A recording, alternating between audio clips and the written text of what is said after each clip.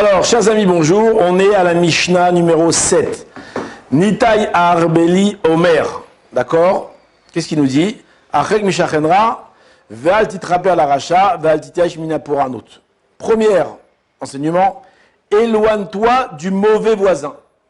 C'est quoi mauvais? Mauvais vis-à-vis de qui? De nous. Mauvais vis-à-vis de Ben Adam Lachavero et Ben Adam Makom.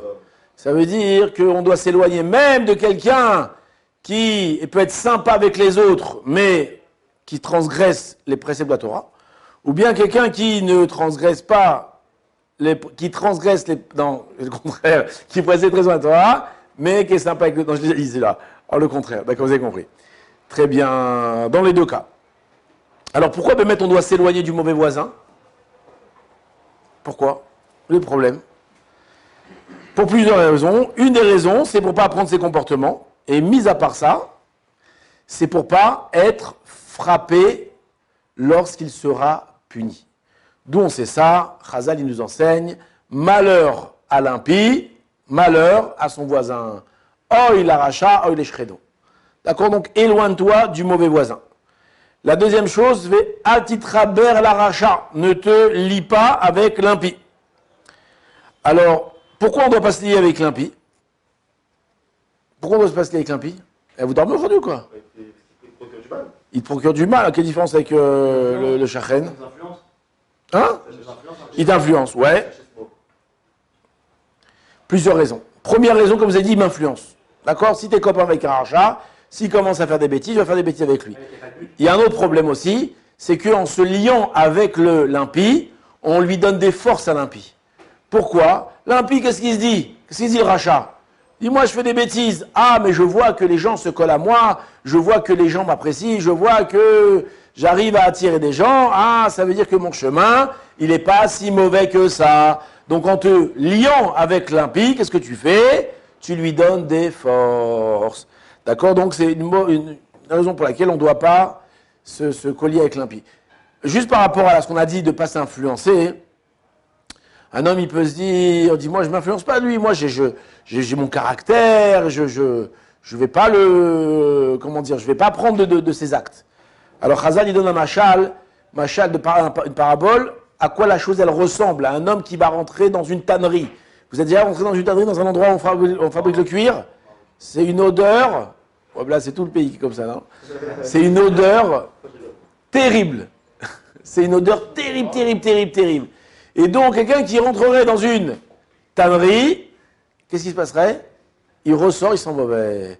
De la même façon, lorsque tu es lié à l'impie, que tu le veuilles ou non, tu es influencé par ses actes, la mauvaise influence, elle te colle.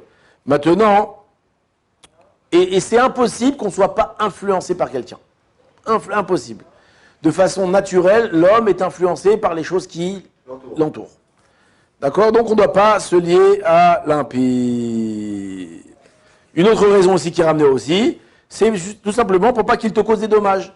Quelqu'un qui se comporte mal, d'accord, n'a pas de problème à te faire du mal à toi aussi. Donc ne te lie pas avec ces gens-là, fais attention à soi. D'accord?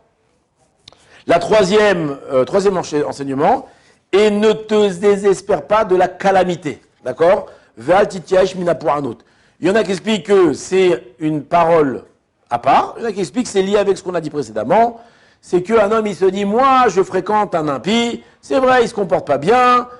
Je me doute que cet homme-là, il va être un jour puni pour tout le mal qu'il fait. Mais tant que tout va bien, alors je suis copain avec lui. Non, ne te désespère pas de la calamité. La calamité, elle peut lui tomber dessus d'un coup et tu peux être aussi avec lui. Donc c'est pas un truc qu'il faut faire attention, mais c'est pas un... Vous comprenez ce que je dis? C'est quelque chose que je ne sais pas quand le malheur il va frapper, et soit éloigné de la calamité. Il y en a qui expliquent aussi autrement. Pour un autre, le lien du yush. C'est quoi le yush? Le désespoir. Alors il y en a qui disent yush barolam. Alors ici, le yush, il est dans les deux sens. Quand un homme qui fait des fautes, qu'est-ce qu'il se dit? Regarde, tu vois, je fais des fautes et tout va bien. Baruch Hashem, tout va bien. Qu'est-ce qu'on lui dit? Ne t'inquiète pas, le malheur viendra. Et quelqu'un qui a des galères, d'accord, il n'a que de la poiranut, il n'a que des calamités.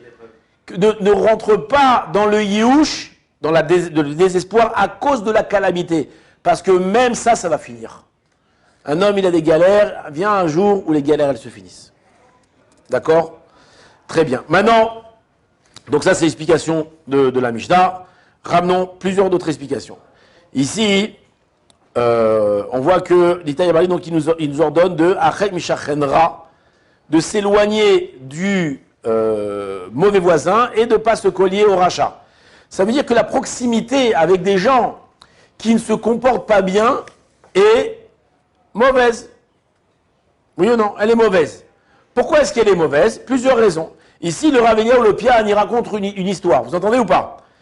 Il raconte que quand il était jeune, il étudiait à l'Yeshiva de Lumgé. Et là-bas, il y avait un hôpital. Un très vieil hôpital. Un vieux hôpital ou un vieil hôpital, on dit? Un vieil hôpital. C'est pour voir si vous suivez. Très bien. Un vieil hôpital. Et le problème dans cet hôpital, c'est que quand tu rentrais avec une maladie dans l'hôpital, t'en ressortais avec une autre. Et très souvent, les gens, ils rentraient pour soigner d'un petit bobo, et ils mouraient d'une autre maladie. Dans cet hôpital, tu rentrais avec une maladie, tu sortais avec une autre maladie. Un type, il rentrait parce qu'il avait un petit truc, et il ressortait dans un cercueil. Et au début, bon, c'était embêtant, c'est un vrai problème dans les hôpitaux. C'est un vrai problème. Maintenant, le problème, c'est que quand ils se sont aperçus que c'était un phénomène qui était vraiment récurrent, que les gens, ils mouraient dans cet hôpital, ils ont envoyé une bande de professeurs et des gens qui vont analyser qu'est-ce qui se passe dans cet hôpital. Et ils se sont aperçus que l'hôpital, du fait qu'il a été fabriqué, il était tout en bois. Alors le bois, il absorbait les microbes. Comme ça, il ramène ici. Et donc, ça veut dire que quand tu rentrais dans l'hôpital, toute l'ambiance de l'hôpital, elle était pleine de virus et de maladies. Vous savez, aujourd'hui, c'est comme ça aussi. Les hôpitaux, ils les lavent beaucoup. Pourquoi? Parce qu'il y a des microbes dans tous les sens. Faire très attention. Il faut éviter d'aller trop à l'hôpital. Et donc, qu'est-ce qu'ils vont faire? Ils vont le brûler, l'hôpital. Ils vont le détruire complètement. Donc, le Rav Eliyahu Lopian, il dit que si c'est ainsi pour les maladies matérielles, d'accord, les microbes, maladies matérielles, à plus forte raison pour les maladies spirituelles. Lorsque tu fréquentes des gens qui se comportent mal, que tu le veuilles ou non, que tu les regardes, que tu les écoutes ou non, tu es automatiquement influencé par ces gens-là. Ils dégagent des ondes.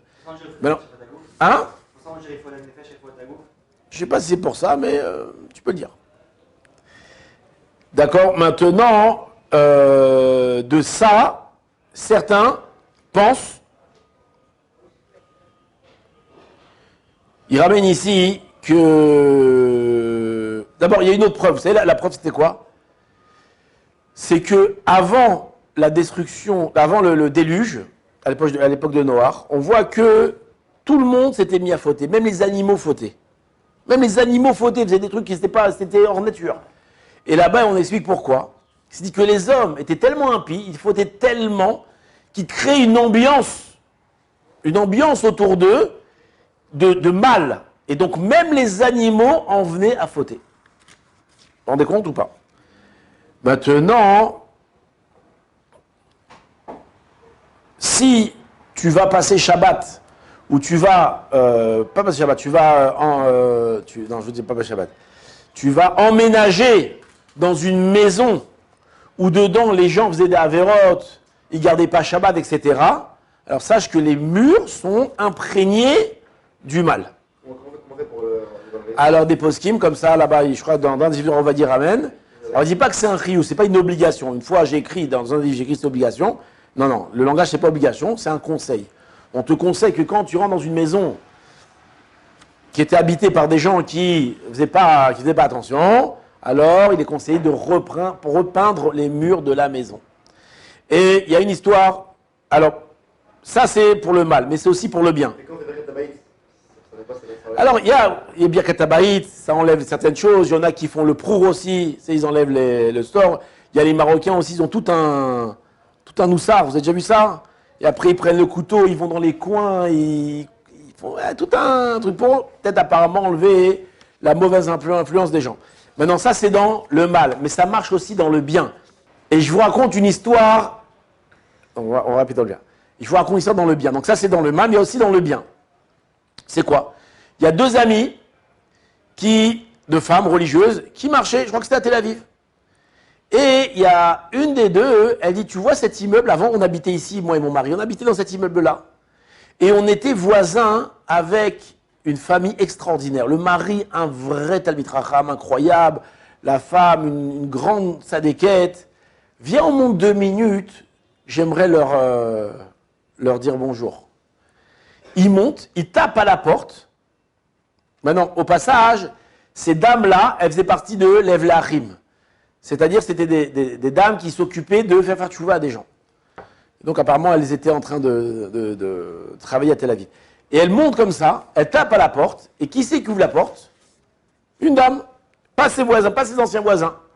Et la dame, elle voit 2 religieuses comme ça devant elle. Pas des religieuses, enfin des religieuses quoi, des femmes religieuses.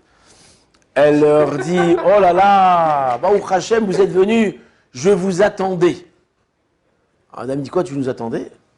Elle leur explique et dit, écoutez, voilà, il y a quelque temps, on vient de déménager ici. On a déménagé dans cette maison-là. Et lorsque je suis rentré dans la maison, j'ai eu envie de me rapprocher de la Torah et de Dieu. Je suis parti aux côtés de prier. Je dis, Hachem, aide-moi, je veux me rapprocher de toi. Envoie-moi des bons shlichim, émissaires, des gens qui vont m'aider à grandir. Et là, Baruch Hashem, je vois que vous êtes arrivé. Ah, Baruch Hashem. Et la dame, elle lui dit, depuis quand on à cet éveil-là? Elle dit, depuis qu'on vient d'emménager. Et là, elle lui explique, je vais expliquer pourquoi tu as eu envie de faire te rapprocher. Parce que dans cette maison-là, habitait une famille exceptionnelle et habitait un grand Talmid Chacham, un très grand érudit, qui étudiait la Torah nuit et jour dans cette maison-là. Et tous les murs de ta maison, ils sont imprégnés de la Torah et de la sainteté de cet homme-là et de cette famille-là. Donc quand tu es rentré, automatiquement, tu as été influencé par cette chose-là. Donc on voit en réalité, s'il y habitait des gens bien chez toi, alors pars pas dans les murs, il faut les laisser. D'accord? On raconte aussi qu'il y avait des tzadikim, que lorsqu'ils allaient d'une auberge à l'autre, des fois ils partaient en voyage, et ils rentraient dans des auberges, ils évitaient de dormir dans une chambre où il y avait des inconnus. Pourquoi? Je ne sais pas qui c'est ces gens-là, peut-être que cet homme-là, malgré lui, va m'influencer. Donc, on doit faire très attention à l'influence des gens qu'on fréquente.